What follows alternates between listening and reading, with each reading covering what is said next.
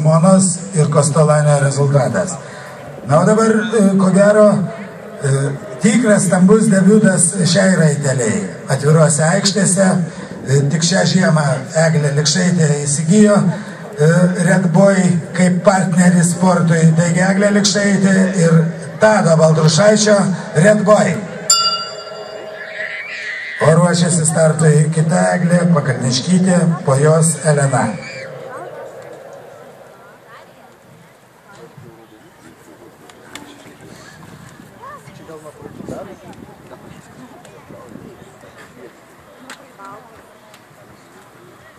Beje, su Red Boy svarias pergalės ir net tarptautinėje stambioje arenoje skindavo mūsų konkūrų raitelis numeris 1 šiuo metu Andrius Petrovas,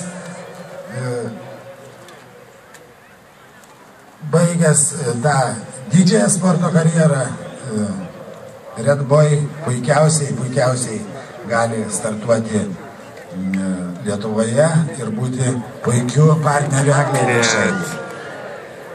Значит.